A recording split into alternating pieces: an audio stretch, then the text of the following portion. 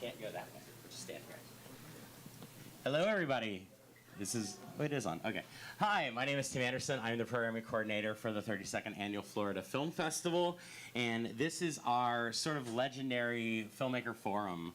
It's really the longest running forum that we've ever done in the festival, going on is so far back I can't even remember. Also, it's, I guess, day 8 of the festival, and I can't remember anything anymore. So what we'll do here is we have a collection of incredible filmmakers who have made a barrage of very, very different projects that we will put on the stage for a conversation amongst themselves and our moderator, Charles Sutter. And then we will also open up to you, the audience. There will be a volunteer with a microphone that you will need to ask your question into, because this event is being live streamed, and if you do not speak into the microphone to ask your question, then the world outside of this venue does not know that you exist. So thank you so much for coming out. We've got a little clips reel so you can see a little bit about each one of their projects. Most of their films are still going to have their second screenings going forward, so hopefully you'll see something that you've already seen and loved, and you'll ask some questions, or something will spark your interest and you'll be excited to go out and check that out, because these films are absolutely incredible and these filmmakers are absolutely wonderful. So thank you for joining us, and go ahead, Pete.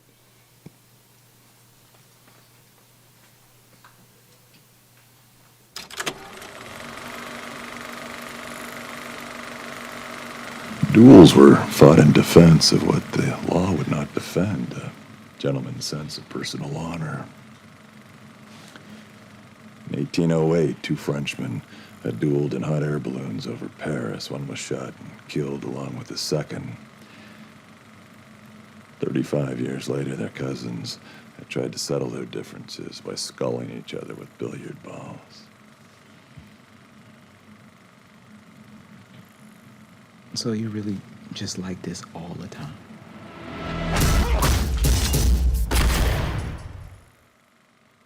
I'm really just like this all the time. We live in a huge mystery. This incredible situation, this 4 billion-year-old planet where everything's perfect for life to evolve. But for all we know, we're all in the Matrix. The only thing we know is cogito ergo sum. I think, therefore I am. Everything else we take on faith. Buddhism seems okay.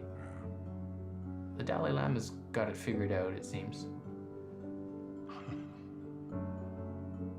So, do you believe in... I did growing up. I was afraid of God. I'm still sort of afraid, but I don't believe he exists. What happened? Just life. I call him by his last name Parker because we met in the military, and his name on his uniform was Parker. His reputation did precede him. At the time, he was a player. He chased me, and he chased for a while, and finally I let him catch me. 40-some years later, here we are.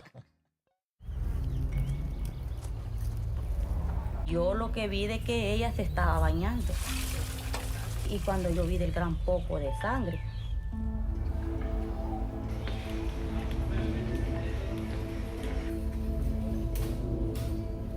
Me pusieron las esposas. Más bien me duele la mano.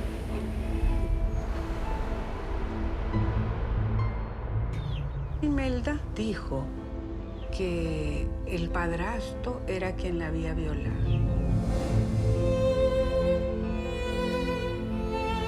Después que salga del hospital, supuestamente voy para la cárcel de mujeres.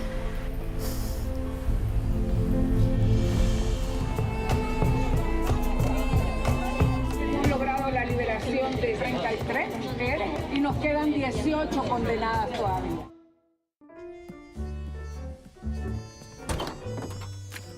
Welcome to A Street.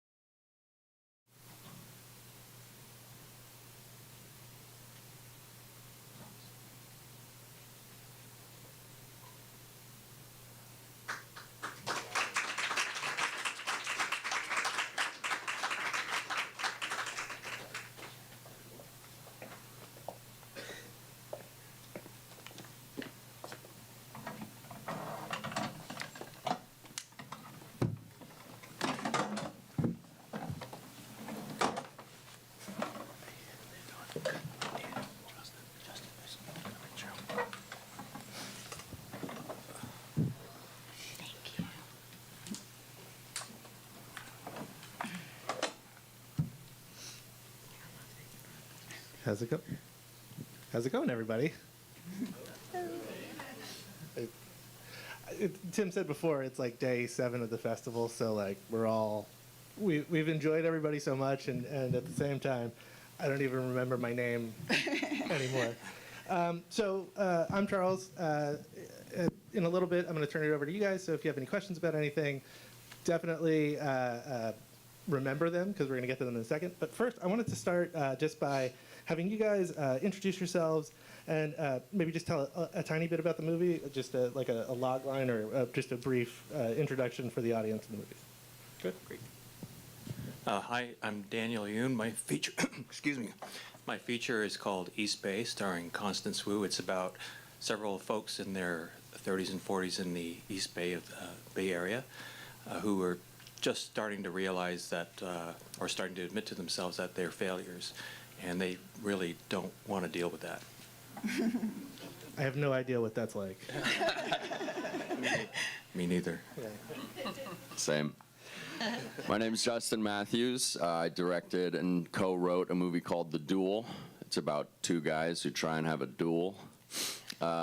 It's one guy finds out his best friend's been sleeping with his girlfriend, and instead of just having words about her, get into a fist fight, he challenges him to an old school duel, like Hamilton Burr style. But they're 2 modern guys. It's not a period piece, so they don't know how to do anything. It's starring Dylan Sprouse, Colin McAuliffe, and Patrick Warburton. In Florida, that's like a true story. That's not. Exactly. That's not. Yeah, if we didn't do well in Florida, I don't know where we would do well. I was gonna say it might play like absurdist in like the Northeast, but here that's very like it's a real story. I'm Sharon Leese, and I co-directed a short film called Parker. It's a documentary. It features a theme of Black joy, which is something that's missing from today's cinema on a regular basis. And it's about a family who's just, I think you'll love them, and they delay a decision for 40 years and then finally make a decision, which brings a lot of joy to their lives. Hi, my name is Yu Lee. I am the writer, director, stop motion animator for Welcome to A Street. And it's a slice of life story about my life and my husband when we moved to Jersey City, and all this weird event happened to question our decision to move there.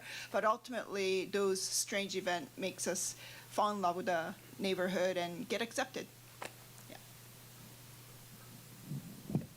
I was told that I need to get the microphone on my head. Good morning, my name is Paula Heredia. I am the filmmaker and the director of a film called Imelda is Not Alone. It's a documentary short that I shot over the last 4 years on a girl that is caught in the legal system in El Salvador after she wrongly is accused of having an abortion, and how that saga continues over her teenager life, and the people who actually takes the time and the effort to make a difference and get these girls out, because she's just one example of what's going on. It's a very good movie. It's a heavy watch, but not. It's inspiring in a lot of ways. Before we got too far underway, I'll remind you of this before we leave.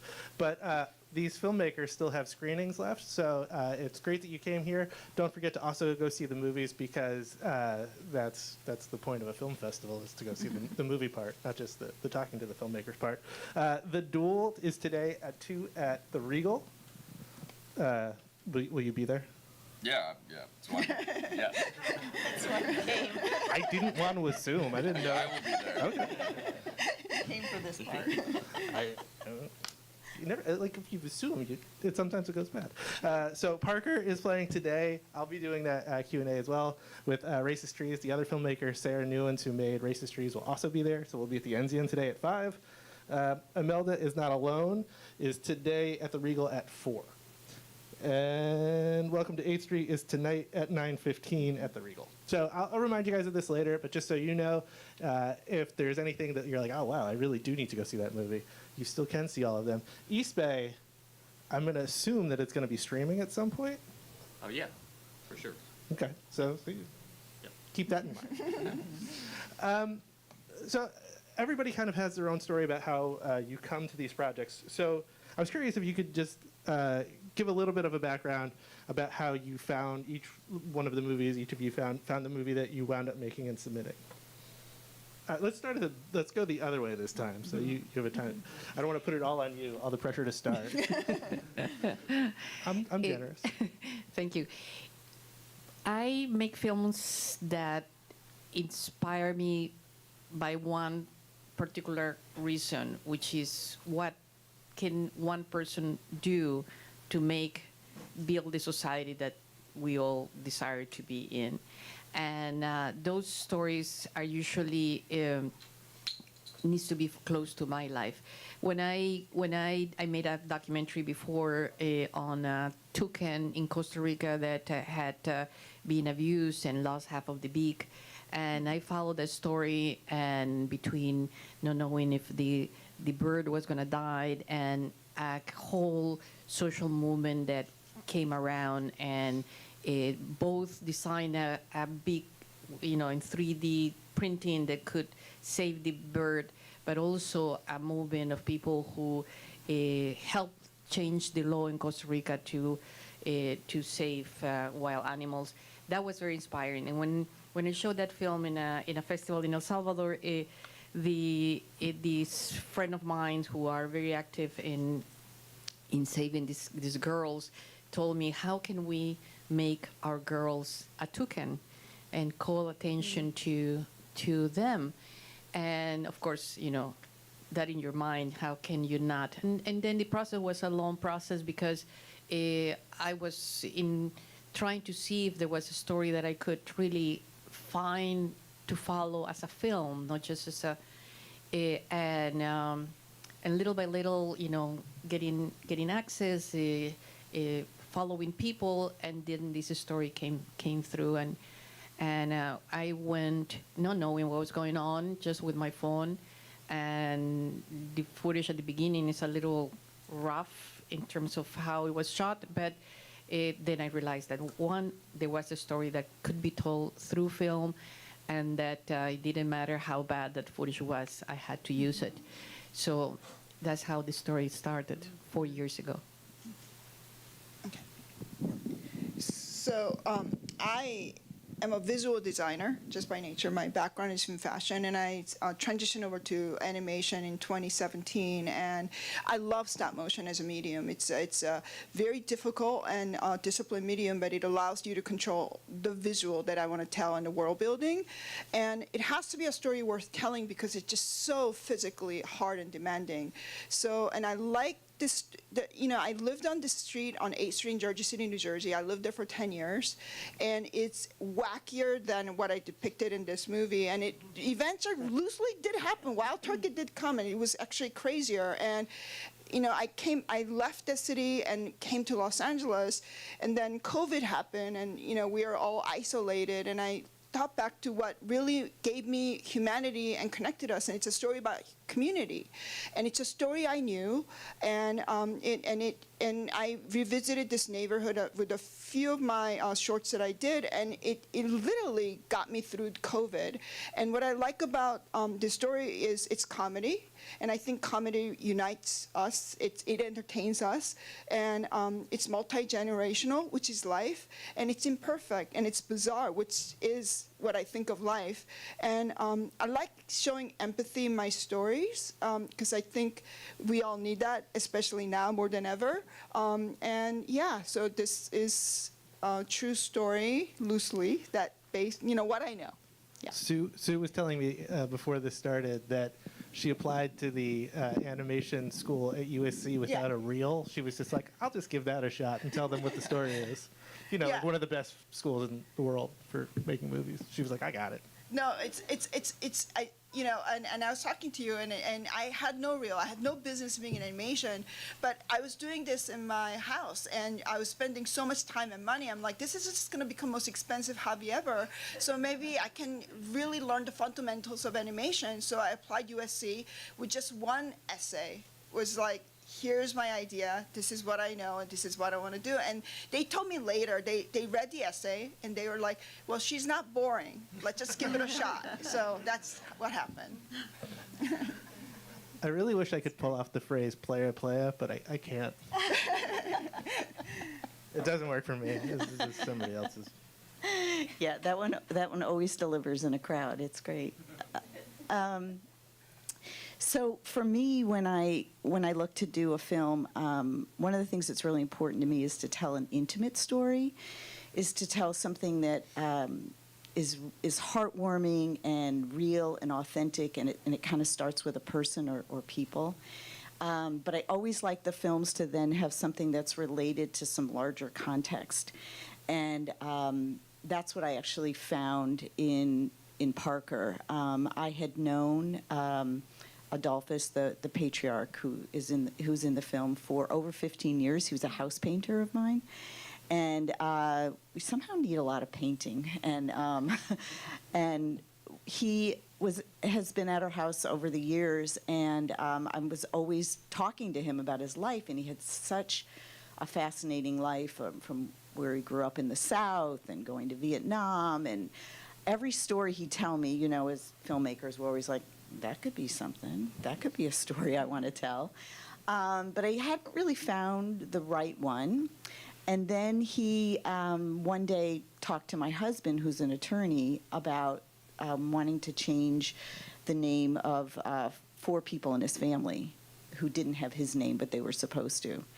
And he said, just inquired, and my husband was telling me about it, and I was like, whoa, wait a minute, that's the story. Because it was really so interesting to me, because it's multi-generational, and it's grandkids changing their name, kind of righting a wrong, and there's a reason and a twist in the story about why he didn't, these 4 people did not have his name. But there's everything to do about naming, and there's so many themes and things to think about in terms of what a name means to us, and then there's conventions in terms of choosing your own name, and for Black Americans, there's a whole history about not being able to choose your own name. So that was kind of the larger context of like, how do you claim your name or reclaim a name when you're a Black American? So there was a lot in there, and it's a 13-minute short, and it expresses Black joy, which I'm really proud of.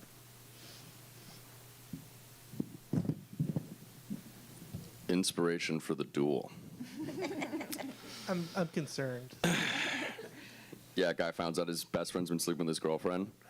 Not a true story. My best friend did not sleep with my girlfriend that I know of. I've been asked this question every single time. That's the twist. Yeah, just turn this into a therapy session. So it's so funny, too, because filmmakers always assume that anything that you do is based on real-life experience. So anytime I talk to a filmmaker, they're like, wow, first feature, congratulations.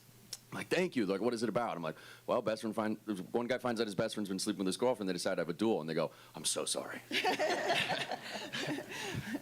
So that's the secret, is that we're not very creative. Yeah. We just steal from ourselves. So how the duel actually came about is it's a COVID baby. This happened during the pandemic, during the lockdown. I was writing for a TV show, and the showrunner asked if she could put me up for a writing competition. And one of my best friends, who I think is a fantastic writer, we'd never collaborated on anything before, so I called him up. I was like, hey, do you want to try to work on this thing with me? And he's like, sure. My roommate just moved to Puerto Rico. I have an extra room at the place. Come move in for a week, and we'll write this thing. I was like, great. That turned into a year. So I stayed at his place for a year. We just started writing a bunch of stuff. We thought the world was ending, and on one particular day, we watched In Bruges 2 times in a row by Martin McDonagh. And the next morning, we woke up, we walked, and we went to go get coffee. And on the walk, we were like, God, that's such a good movie.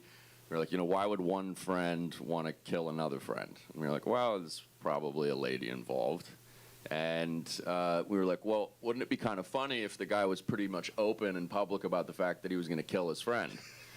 And we were like, yeah, I mean, honestly, as weird as that sounds, that actually was pretty common not that long ago.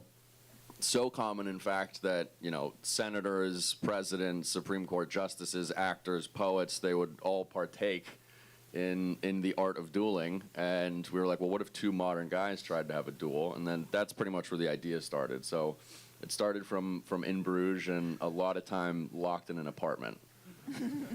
And if you watch the film, you might get a glimpse of that.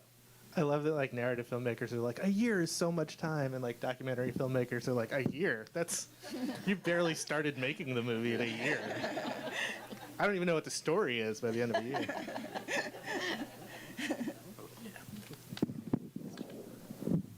East Bay is my second feature. My first feature was called Post Concussion, and that was partly autobiographical. Oops. It's about a successful young management consultant who gets a serious head injury, then his life changes in funny and surprising ways. And in the process, he can't do the things that he used to do, but he learns humility, gratitude, becomes a much better person, et cetera, et cetera.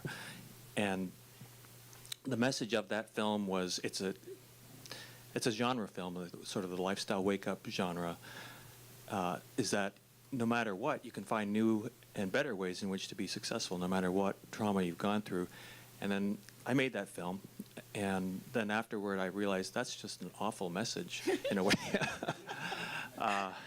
It was a feel-good movie. People really liked it. They felt great when they saw it. It was funny. It did well on the festival circuit, and it got distribution. But then I realized films like that they don't make me feel good. They make me feel bad.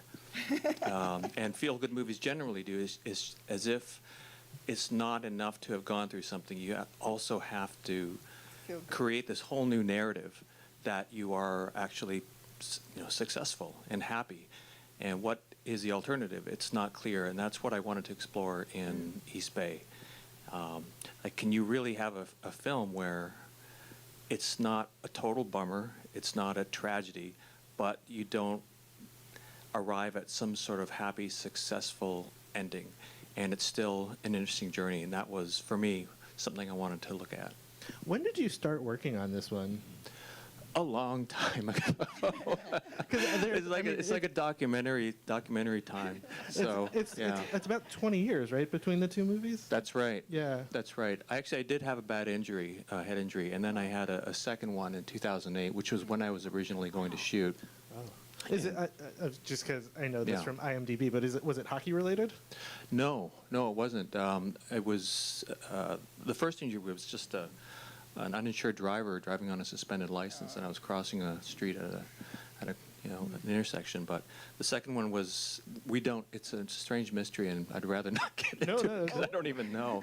I woke up in a hospital. You must tell us all of your scary personal injury. Why not? So, as filmmakers, we bare our souls, but there's still some things we keep behind. If anybody in the audience has a question, just remember that we need you to say it into a microphone because it is being broadcast to other places. Where is the audience microphone? Is it out there someplace? It is at the back. So if anybody has a question, at the back of the theater there is a microphone. You can.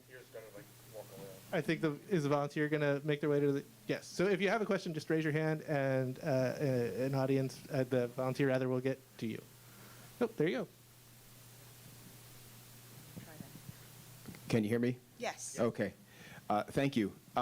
George Ellis. I'm actually an unconventional attendee here. I'm actually a surgeon, and I've done mostly trauma, so I understand your pain there.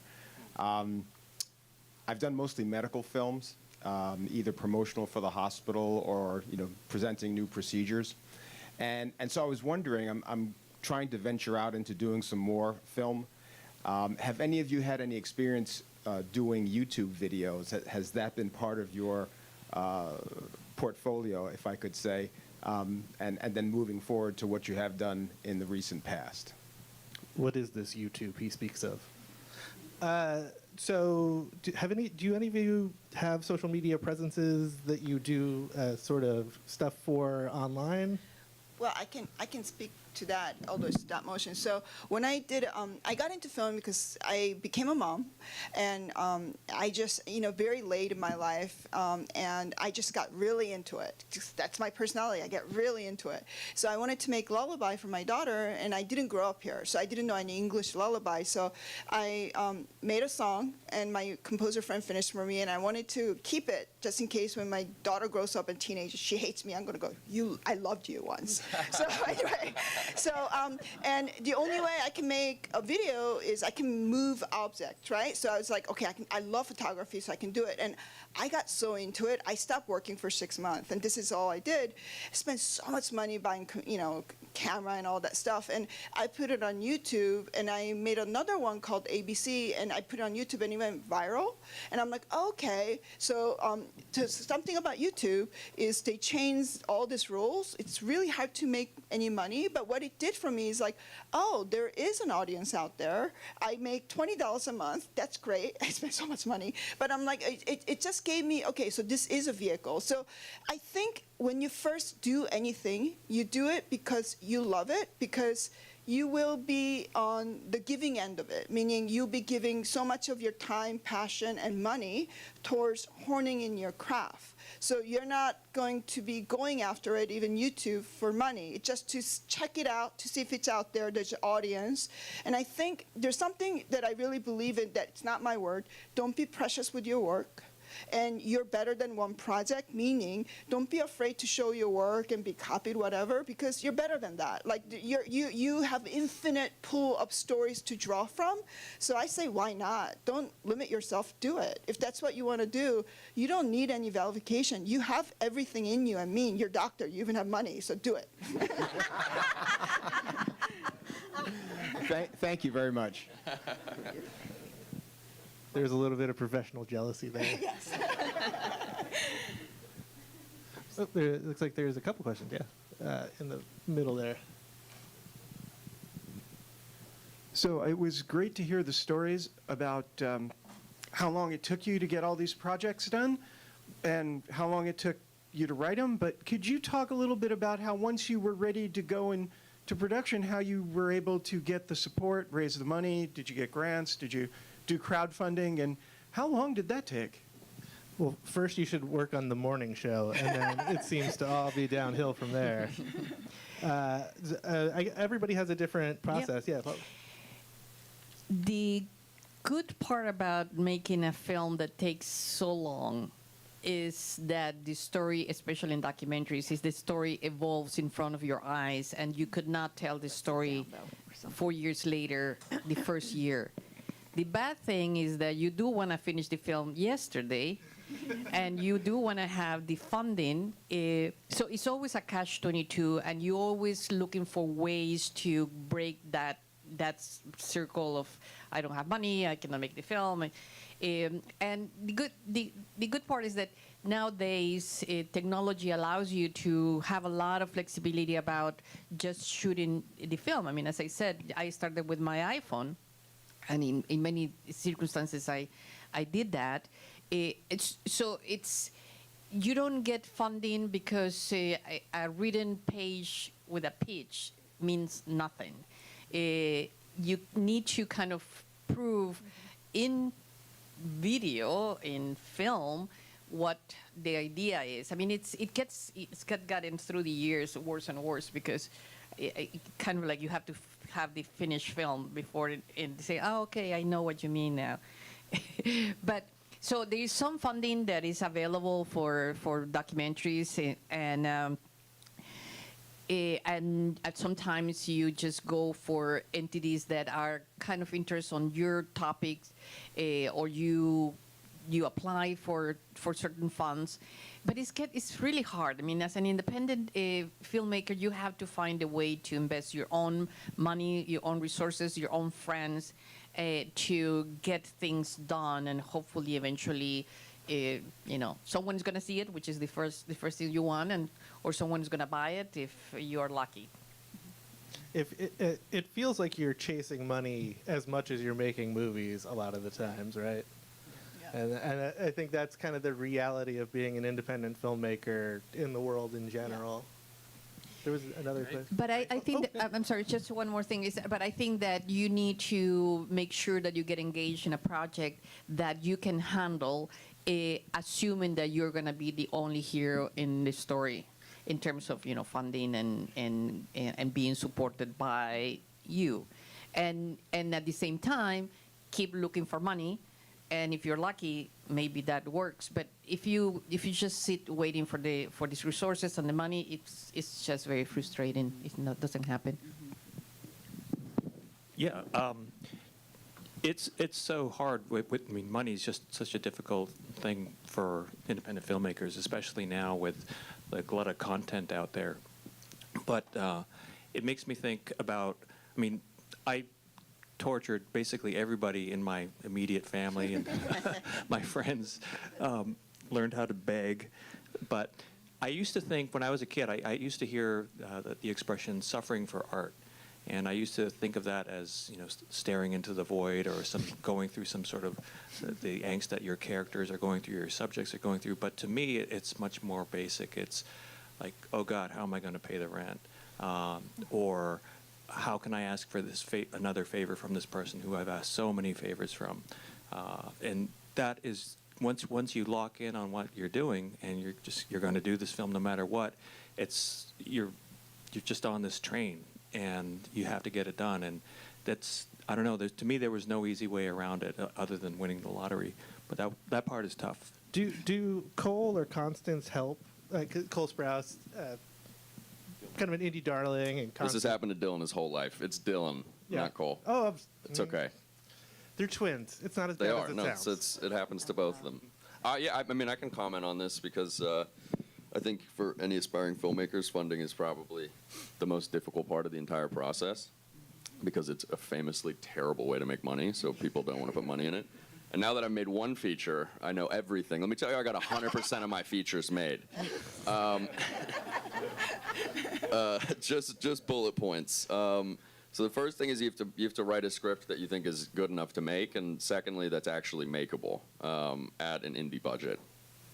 The next thing that happened for us is we sent that script out because we were proud enough of it, and they sent it to some other people, and my co-writer had worked with Dylan at one point, and we actually sent him the script just because he's a history nerd, not necessarily because we were trying to get him to be in the movie. We just wanted notes from people that we thought would have an interesting take. And he got in touch with us in like 48 hours and said, not only do I love the script, but I want to be in it. Like, how can we get this made? And we were like, okay, so that's for a movie of our budget. That's someone who's bankable. So we started to put together a pitch deck, and we started to talk to other actors in our network and started pulling together people who could play certain roles. And then once I had a deck that looked good with a tentative cast attached, I started reaching out to people who had produced indie movies before, again for advice, because I was like, I don't think we're going to be able to go to a bona fide production company necessarily. When we wrote the script, we were kind of like, let's write something that we'll never be able to make because it might be fun, and which I know contradicts my first point. Anyways, it's the exception that proves the rule. Yeah, exactly. So I ended up reaching out to this guy, Zach Spicer, who was a friend of mine from afar. We'd gotten coffee a few times, and he runs a production company in the Midwest. And I sent him the pitch deck and said, hey, I think I have a chance to make this indie film. I need some advice. And when I was getting in the car with my co-writer Luke to drive up to Washington State to visit his aunt, because we were going to see if we could swindle her out of some cash up in Seattle, Zach Spicer calls me, and he has his like American business voice on, and I was like, well, this is a good sign. And he's basically like, hey guys, I think you got something here. I'm interested in making this movie. He's like, I have two stipulations. One, you need to come visit me in Washington State so we can talk about this in person. I was like, we're literally already on the way. And two, he's like, your movie takes place in LA, San Diego, and Mexico. We're going to shoot the whole thing in Indianapolis. He's like, so I don't know if you want to change the script. We're like, absolutely not. We're going to figure this out. And he has a big film fund that he decided to put up like 2/3 of the money right there once we went through his notes. And then the rest we hit our networks and just raised private equity. Did the aunt wind up contributing to the movie? He produced the film, and he did over half the financing, and that I was. meant the other person that you were going to see on the trip.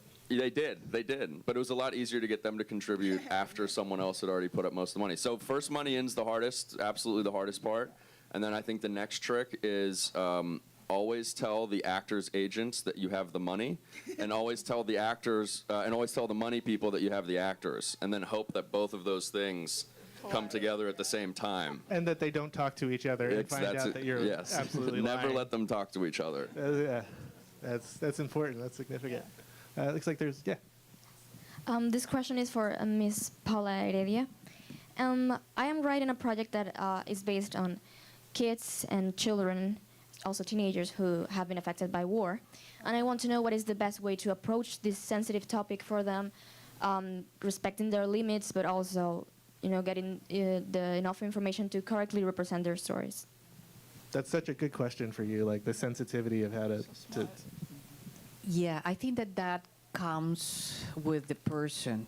I mean, I don't know how to do that. I just be me, and the obvious things. You're obviously respectful and sympathetic with their situation, etc. But you have to build trust, and trust is built through time, and many times as much as you want to connect with someone, it's hard to connect with that person. I mean, when I first interviewed Imelda, she was in the hospital, just handcuffed to a bed, and a girl who had no education, no access to anything, and she looked at me like, what am I going to talk to this person? I mean, as much as I connected with her, I was an stranger to her.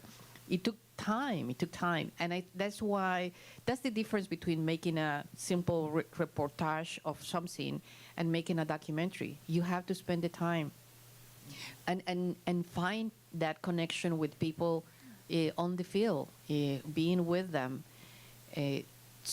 To the point that we recently, this has been years, Imelda saw the film like a week ago, and she is in a very different place now. She was able to go back to school, finish high school. She is now at the university studying nursery, to be a nurse. Nursing, and she saw the film, and she said, I'm so glad to see the arc of my own story, but I'm a different person. And I was very afraid of that, because I know that she had blocked other projects. She didn't want to be portrayed as just as a victim, and I totally understand that. And I was, we talked a lot about when do we start promoting the film, and I didn't want to do that before she saw the film. So there's a lot of sensitive things that you need to go through from their point of view, more than just the point of view of I'm a filmmaker and I need to get this film out. But that sensibility goes across creative process. I mean, I have the composer with me here. He was key on bringing that sensibility to the screen, because it's a hard story, and it's technically speaking, the footage, it was really harsh, and finding that those themes for the characters, themes that both represented them and represented my feelings about the character, and I'm talking too much because I think I should give the microphone to Christian, who was the composer of the music. Hello, how are you? My name is Christian Solis. I am a film composer. I have a company in my country for composing music for film and TV series, advertising, video games, and documentaries. For me, was important to direct the audience to our region, or Central America region, and for this reason I use rhythms and musical instrument from our region. Imelda is the voice of a lot of women around the world, and to compose music for that, you need to be sensitive to the situation, and I think we need to be part of the solution of this kind of problems or situations. To work in this project was a really good experience for me, because Paula gave me a lot of freedom to do the work, and I feel grateful for that. Thank you.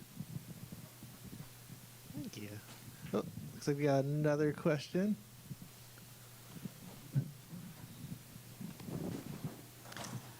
Hi, I first wanted to thank you all for coming. We Did really I not do that appreciate before? this. How rude of me. I'm sorry. Oh, okay. Especially so early in the morning after some of us may have had a late night. This question is specifically for Paula. After seeing your movie, I was very curious, since it's a doc and you didn't know how it was going to go. First question is, were you working on anything else in the meantime?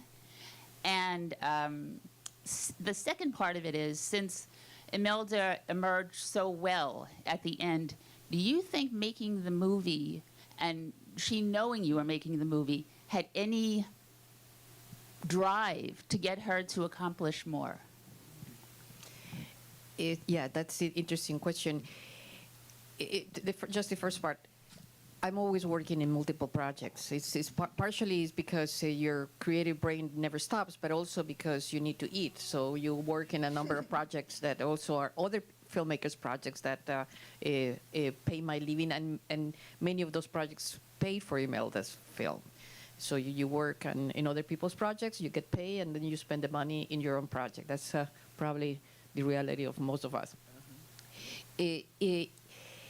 Imelda didn't know what I was doing. I mean, she has her own very hard journey. She knew that, I mean, she knew I was making a film.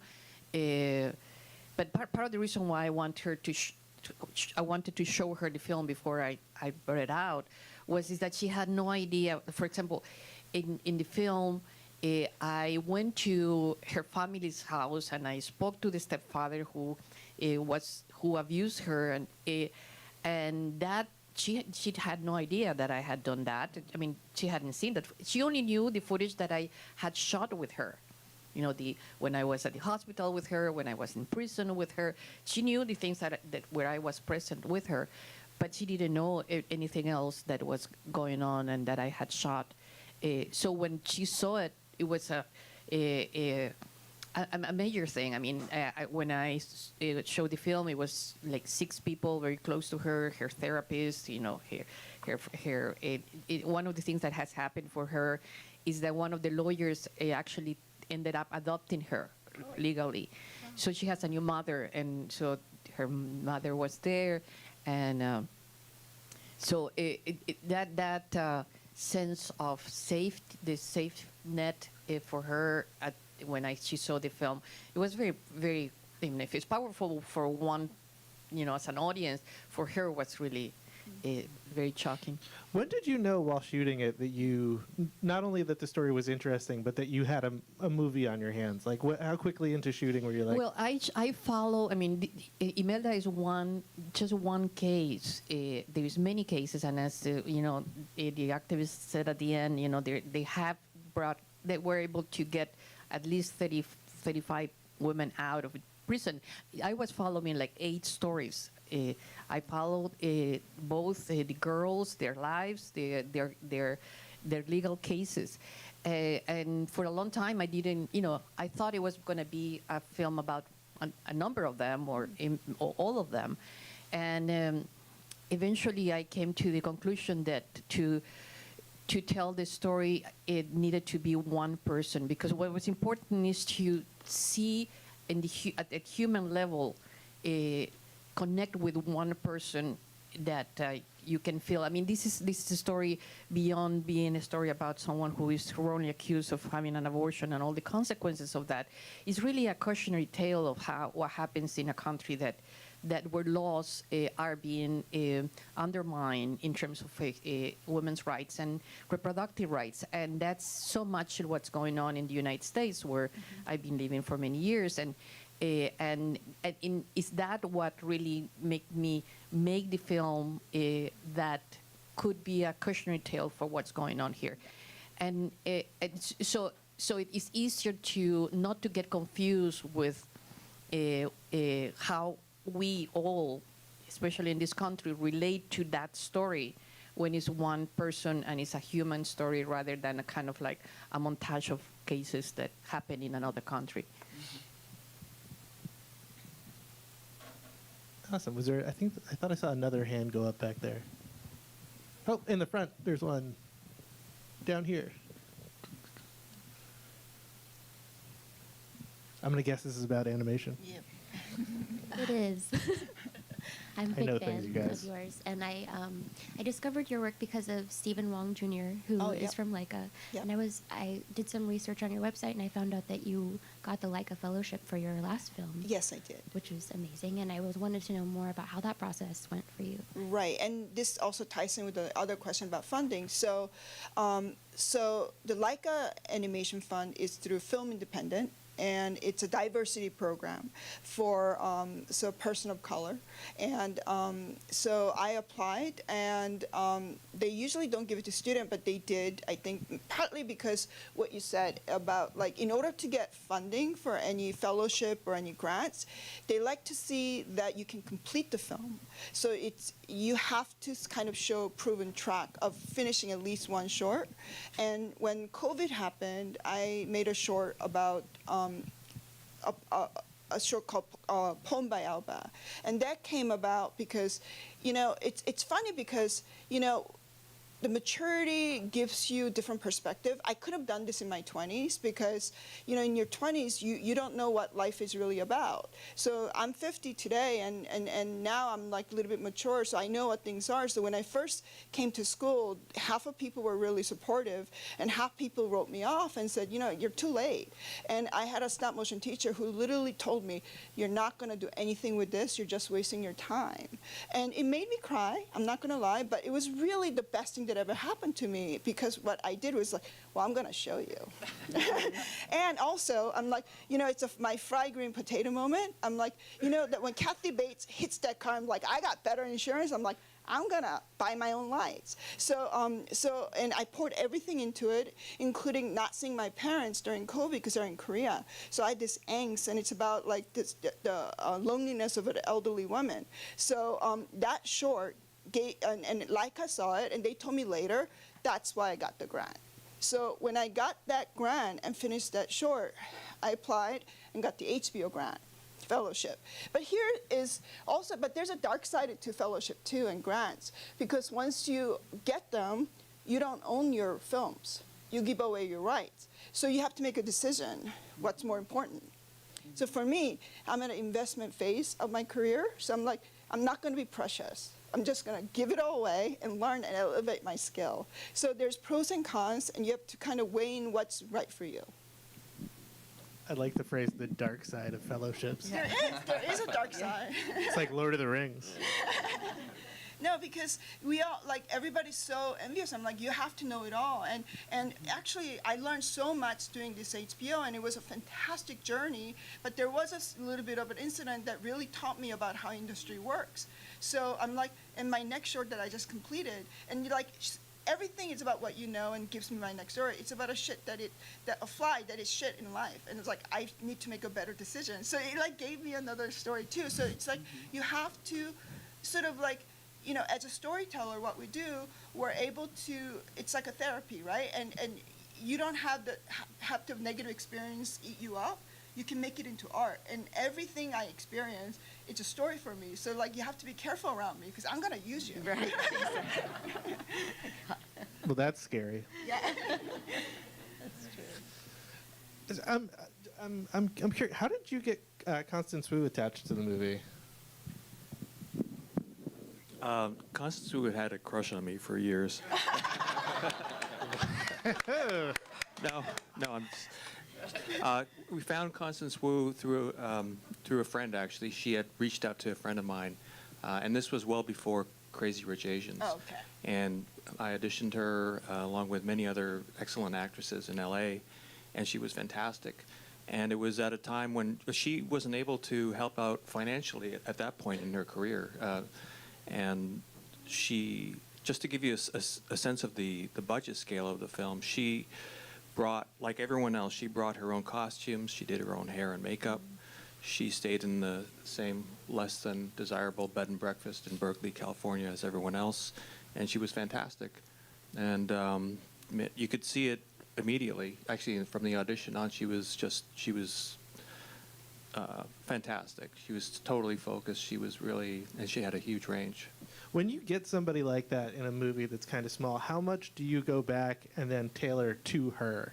Like, you have your script that you want to make the movie. Do you make any changes because you have somebody who's a star in it? I didn't. To me, that question is more, if they're not a great actor and they're a star, then you have to make trade-offs. With Constance, I didn't have to make trade-offs. She was fantastic and she was a star, and so I didn't have to make any different decisions than I would otherwise. She's great in the movie too. Yeah. For those of you that haven't seen. Was there any other? Hi, my name is Alexia. I'm a Hispanic American filmmaker, and I've always done narratives. I'm delving into the world of documentaries right now. Don't do it. Run away. It is a passion of mine, and I have a great story, and both of yours are very intimate. And as you said, Paula, it's important that the subject is comfortable. So how large were your crews in your films?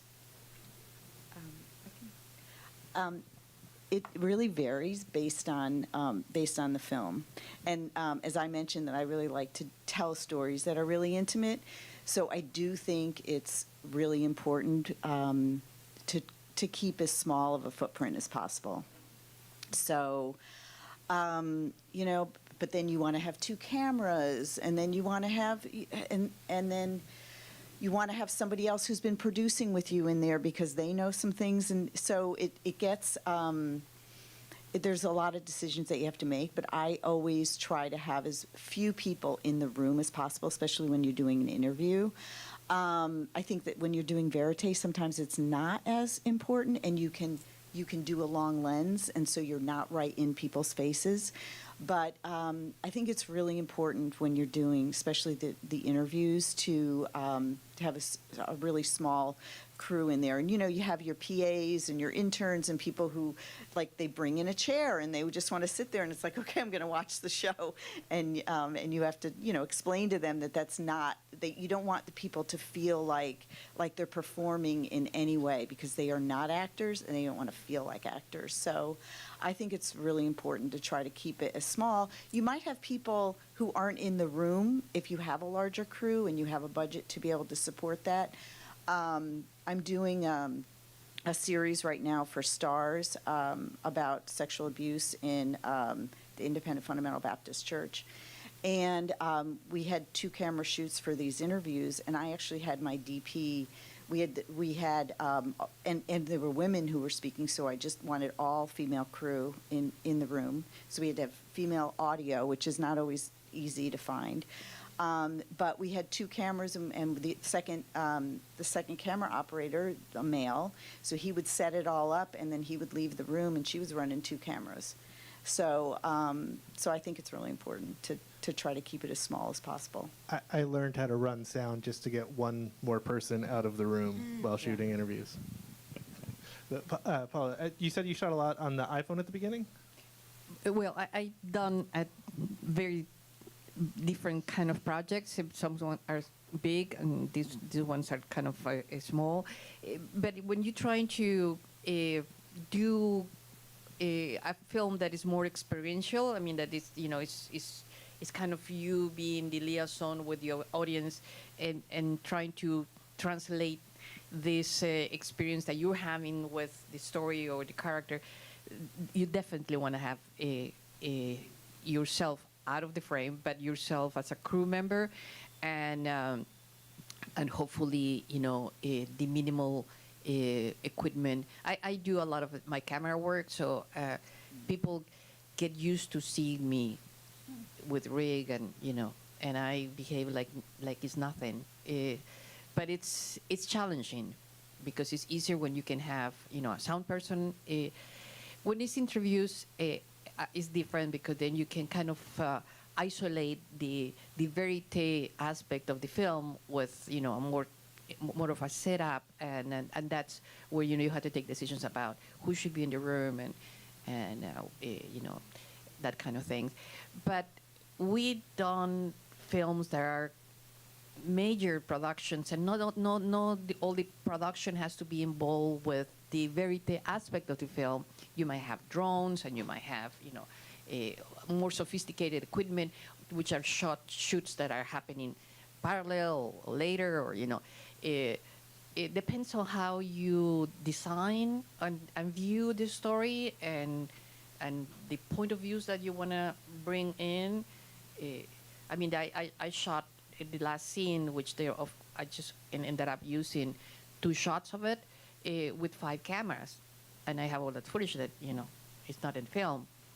There are only 3 shots at the end, but you never know because you are trying to capture something that it's always you're always guessing what's going to happen. Documentaries are a little bit strange in that, as someone who watches a lot of documentaries for the film festival, I can tell you we forgive technical flaws with documentaries. You like the lighting's not great. That doesn't really matter to us. But the thing that we always are looking for is like uniqueness in the story or a point of view or an emotion that we otherwise couldn't get. That's not true of narratives. If a narrative looks like garbage, it's going to be usually not good. Documentaries, when you put it on, it could look bad and like it's the best movie you've ever seen. Not talking about anyone specifically. Don't give me that look. Well, except when you get a network note. Did you have a camera on that? No, I would have used it. It's great when you go to sell something and they're like, but this isn't shot in 4K. And you're like, yeah, I didn't think of that at the time. You're right. I didn't have $100,000 to spend on the budget.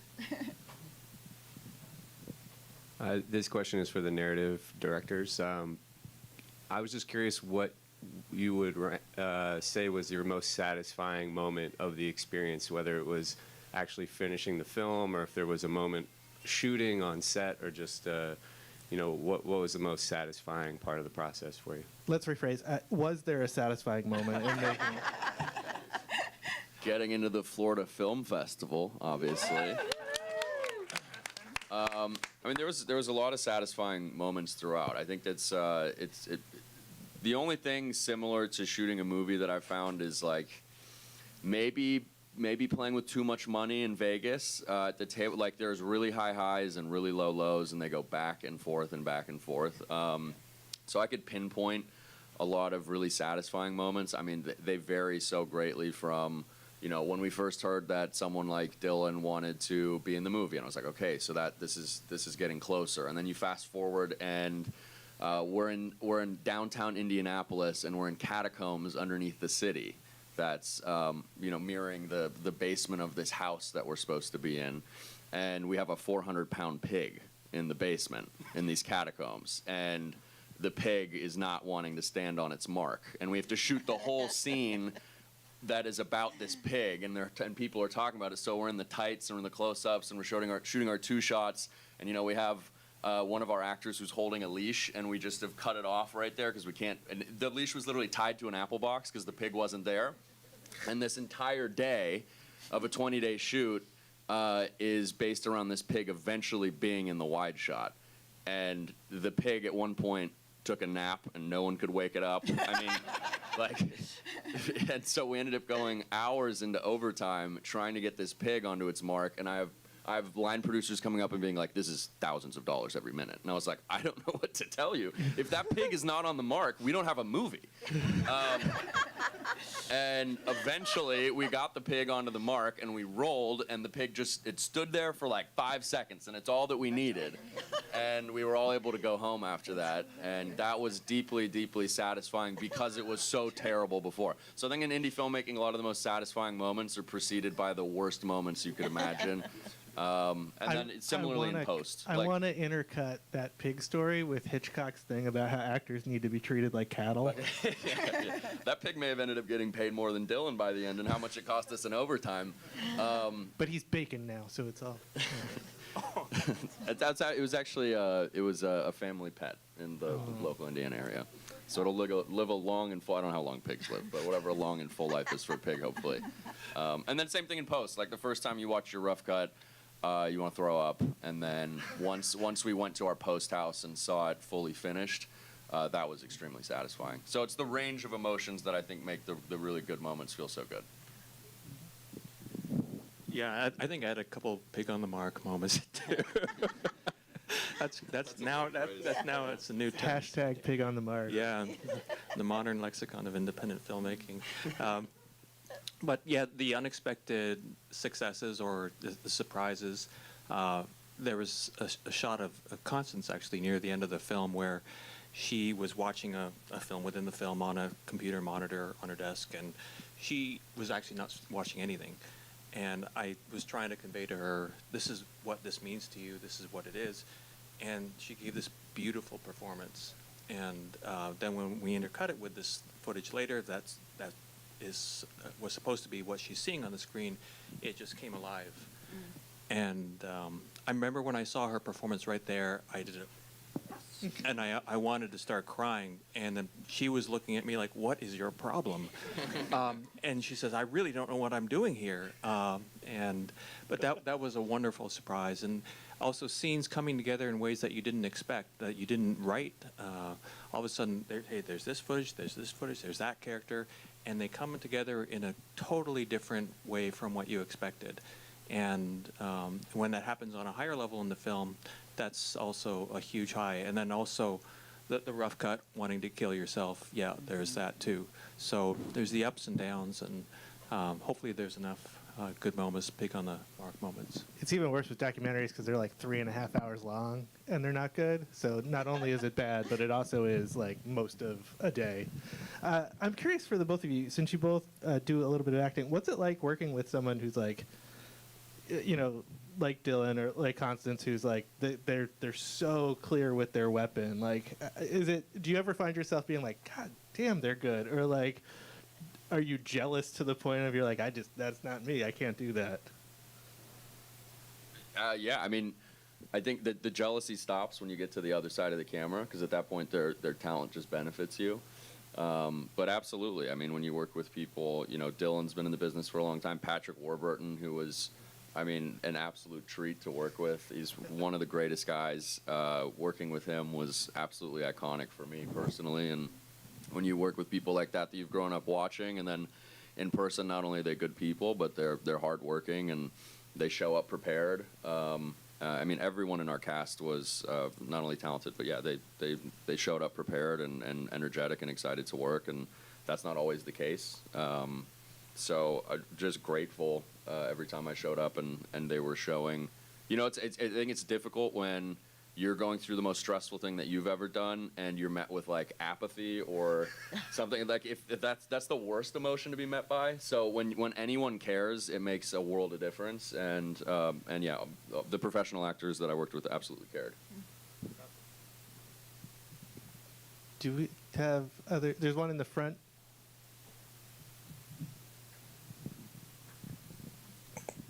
I have another question about the animal related.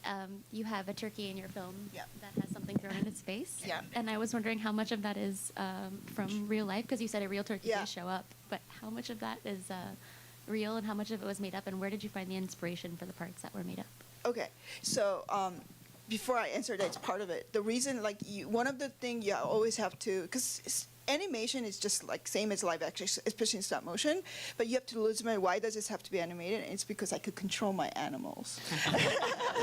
Because I knew going in, and I told HBO, I'm going to be hurting this turkey, and I know PETA will come after me, so I can do whatever I want. And when this really happened, when I moved to Jersey City, a wild turkey showed up, and they called a bomb squad, and they came with shotgun, and whole neighborhood came out, and they were not drawing gun. They were like, "Hey, how you doing, Josie?" And they were high-fiving, and they just wanted a day at a block with the people they knew, and we were just watching as newcomers, like, this is insane.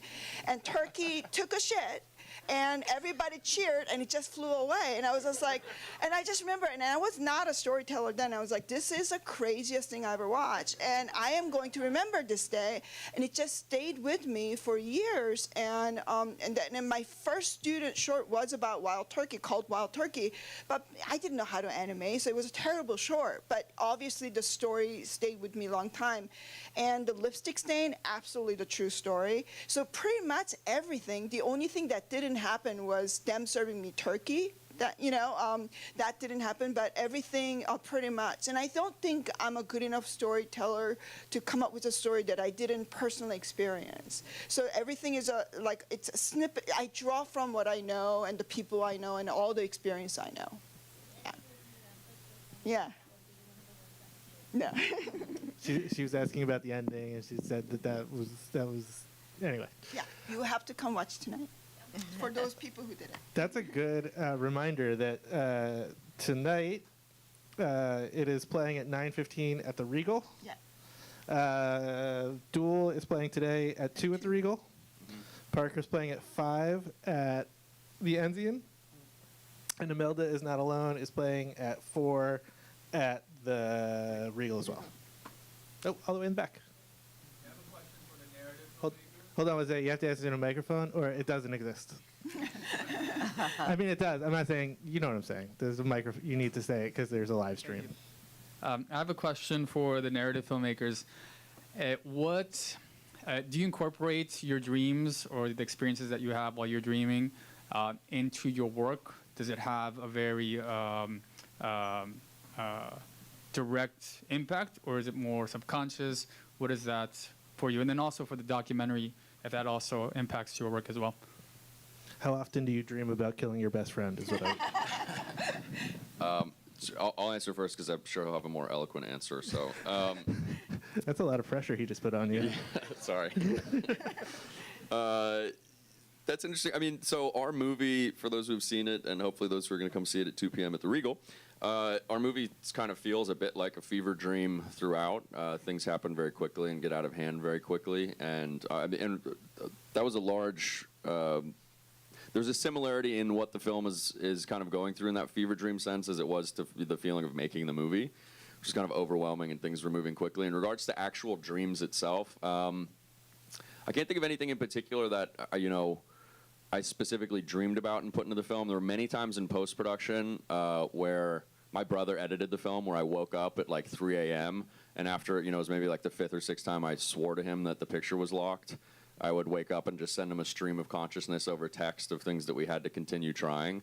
So something was going on when I was sleeping that made me think of some of those things. One of the bigger set pieces in our film was originally supposed to take place at sunrise, and when we ended up going up to Washington State to talk to that producer, we couldn't go into his house because it was during COVID and his elderly mother was there, and we'd just been on a road trip to get up there. So he set up a tent in the wooded portion of the property and gave us cougar mace and set up a campfire and gave us script notes. And every time our computer would run low on battery, he'd ATV out to us, pick it up, go charge it, and bring it back. And the big set piece that was supposed to take place at sunrise ended up taking place around a bonfire in the middle of the night instead. So I think there's definitely, I wouldn't say fully dreams for me, but definitely set and setting. It absolutely influenced the writing process. Can you top Cougar Mace Bonfire? No, I can't. I said eloquent. No, okay. I can't top the pig. I can't top the cougar. But you have Constance Wu, so that's kind of, Can I ask, why do you ask about dreams specifically? It's going to get meta. For me, it's multifaceted. I find dreams to impact me at the emotional level, right? It's not something that I actually see, but I felt in the dream, and it's beyond language. Yeah. So it's something that can never be expressed directly, 1-to-1 ratio. And then also images. For me, I'm a very visual person, and so dreams, what I see in dreams, I won't necessarily see a moving image, but it will be an image, and there will be a mystery to it. And there's an investigation that goes on at the conscious level and at the subconscious level. And the way you investigate it is through making work, through writing, through coming up with stories to unlock it and to follow that mystery. Thanks. It's an interesting question, and I think about dreams personally a lot.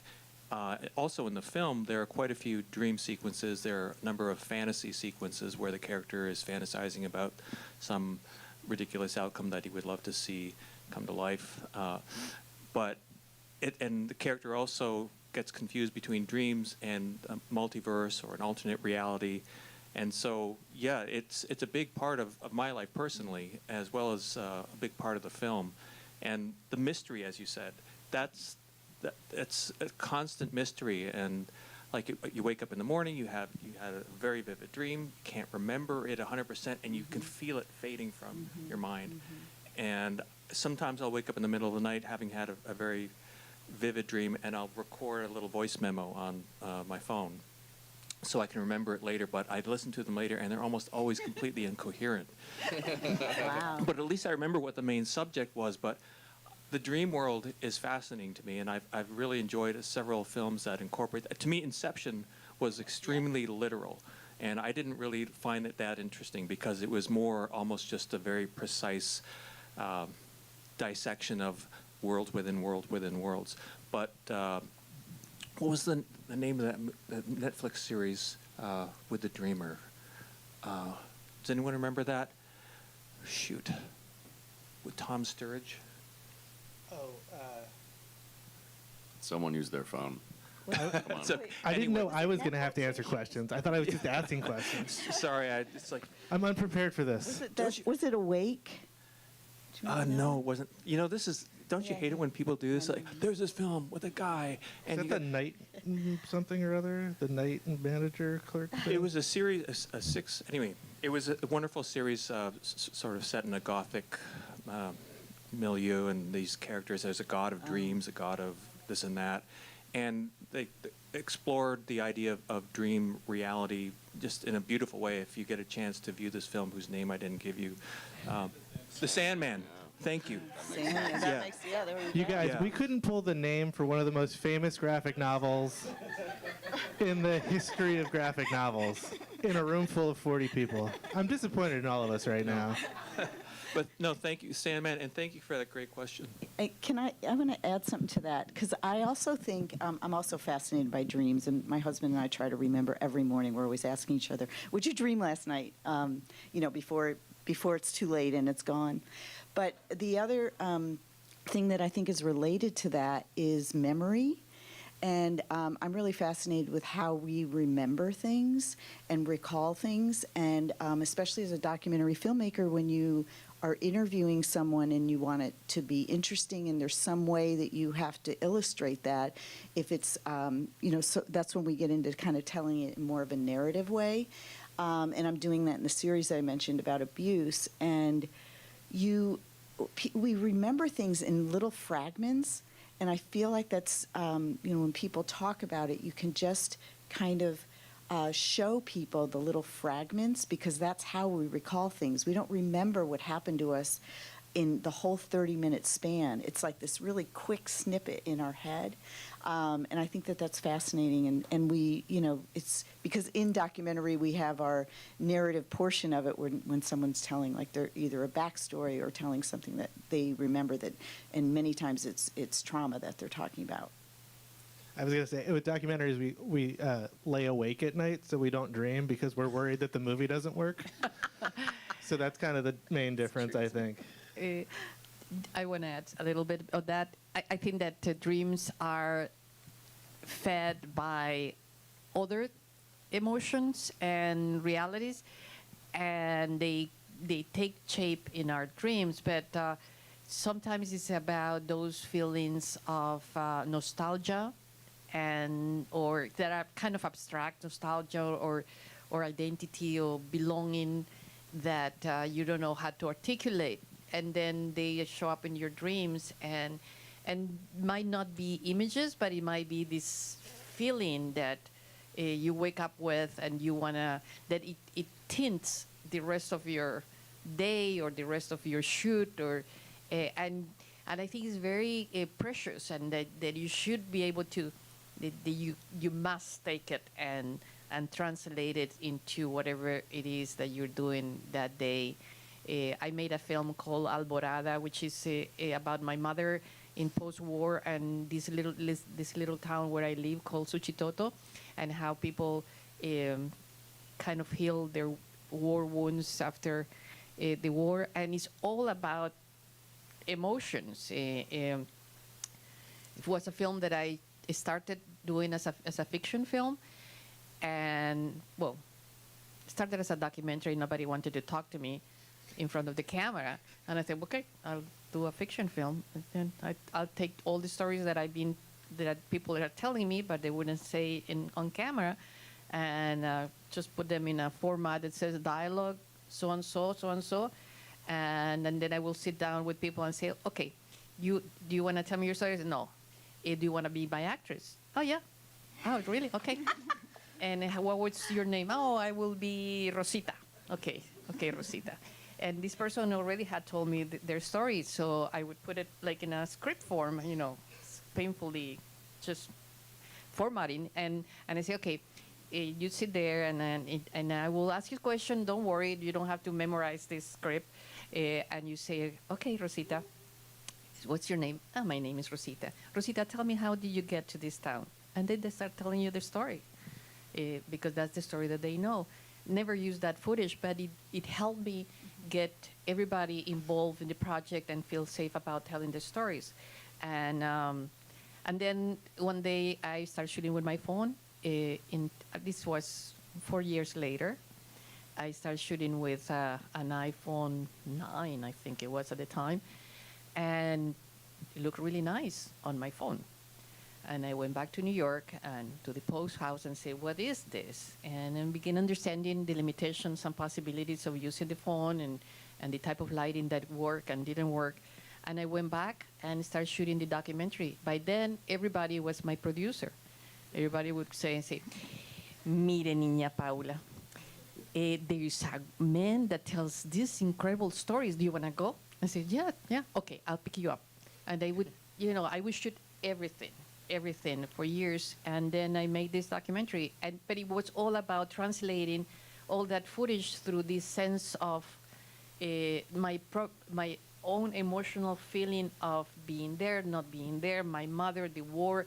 I mean, everything translated through those images and that story.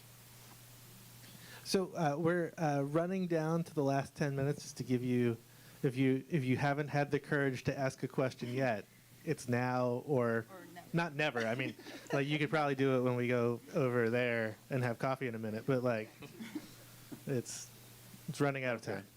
Well, I have a question for Justin and Daniel. First, about Patrick, the mustache really plays.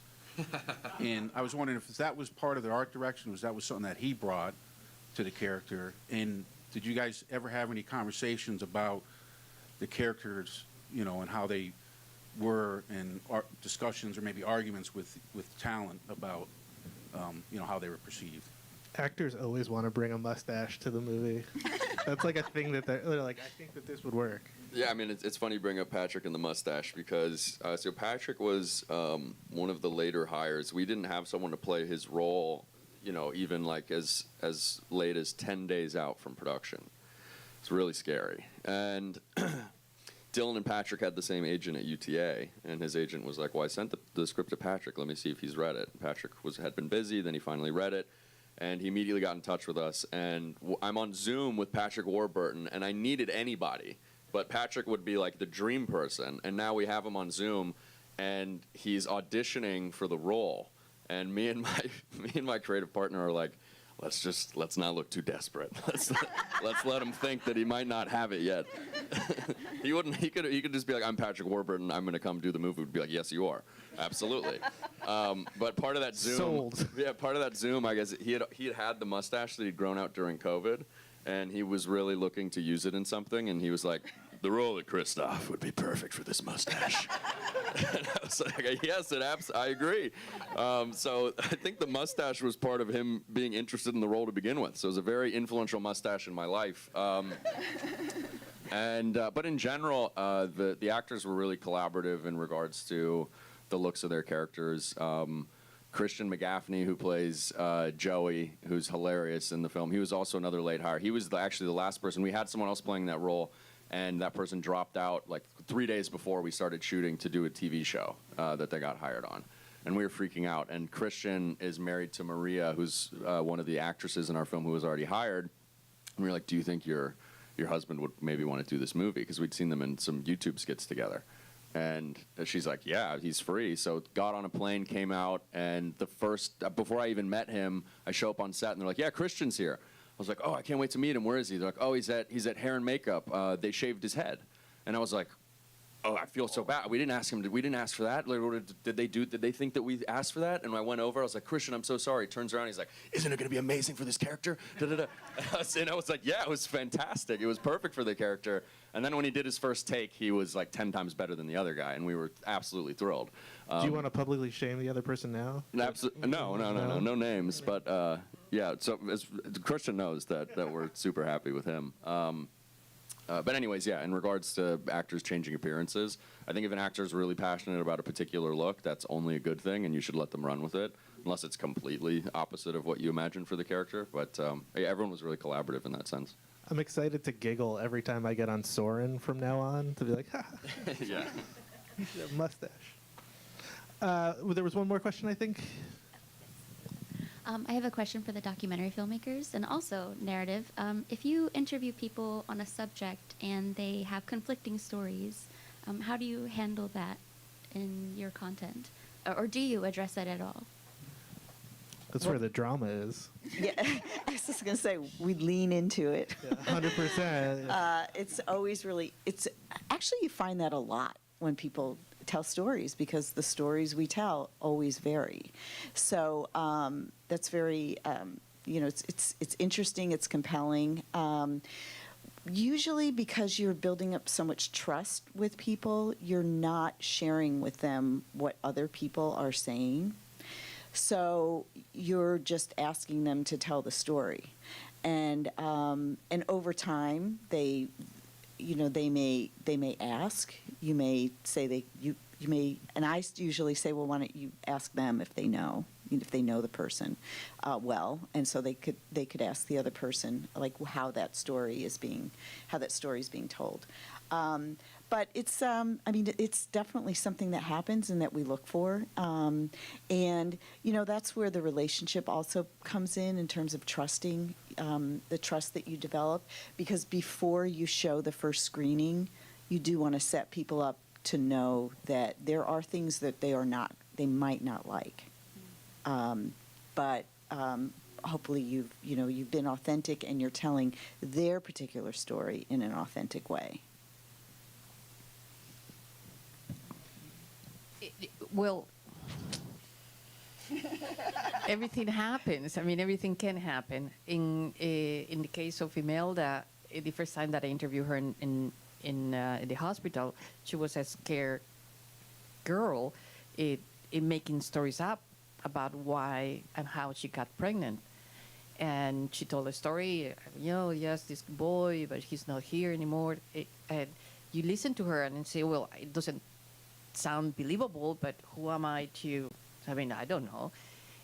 And that's the beauty of spending time with them through years. Mm-hmm. Because eventually, when she was confident enough to tell the lawyer that she had been abused by the stepfather, and that DNA test proved that the baby was his. But that was not the story she told me the first time. And what can you do? It's just, I don't know what I would have done with that story if I had not spent the time with her through the years and see the development of that. But it happens all the time. And actually, I want to add that in Parker, what's interesting is that nobody really understands. Everyone had a different idea of why they didn't have the name Parker. And then even someone says, like, I don't really even know. So they kind of find out through the documentary process, and even the mom, Parker's wife, who did not tell Parker that his son was his son for 3.5 years.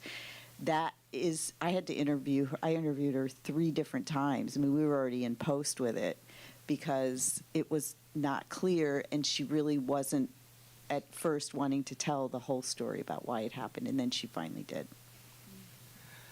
Something else that's common is that because from the documentarian's point of view, you are covering different people or angles of the story, that when the group gets together and sees the film, they learn about what the other ones are doing. And it happened to me very clearly with the Toucan film, because I was documenting the work that many people were doing, from individuals to groups and associations, and they all knew each other, and they kind of knew the work that everybody was doing. But to see it on the screen and see the impact that all those little efforts made and the result of it, it was really amazing. Say, oh my God, actually that little grain of salt that I'm putting in this theme, it has an impact. And it's not that they don't know, but to see it in the screen and seeing all together from different point of views, it's a major. We are unfortunately at the end. But before we go, shameless self-promotions. How do the audience, people find you on social media, or where do you want them to go look for your movies? Anything that you'd like to tell them, this is your time. Daniel, why don't you start? I kind of fear and loathe social media, but the movies, you can check out, at least the website is eastbaymovie.com. There's a fun trailer on there, and we've got a couple competing offers for distribution for East Bay, and hopefully we'll have a pretty clear idea, or we'll be announcing something pretty soon. So eastbaymovie.com. Thanks. Thank you. Follow at Dylan Sprouse. He's the key to the marketing for our whole movie. We're also talking to distributors right now, and I think we'll be closing a deal soon. I'm not sure exactly what that's going to look like, but potentially limited theatrical. So we'll need absolutely as much support as possible if and when that happens. So first of all, if you haven't seen the movie, it's literally in an hour and a half. So you should go watch it before I tell you to tell your friends about it. If you don't like it, don't tell anybody anything. But yeah, so hopefully sometime before the end of the year, it'll be out. You're in the festival, like we invited you here. They're like, they might not like it. I don't know. Parker will have distribution. I can't announce it yet, maybe at the end of next week. But it will be streaming. And I have a film on HBO called Transhood that you could check out. And I have a film called The Filmmakers that's on Disney Plus that I did with National Geographic. And I also have my website is Horizon Productions, HER, productions.com. You can catch Welcome to 8th Street on HBO Max streaming, animated short series. It's episode number 2, and there's a story before this, Same World, 7.8 ounce. You can catch that on New Yorker on Screening Room, and meetyoulee.com. Imelda doesn't have a distribution yet, but you can please join us in Facebook. Imelda is not alone is the name of the page, and we will keep updating that. Also in Facebook and Instagram, Paula Heredia. I will happy to be friends. Thank you guys so much for coming.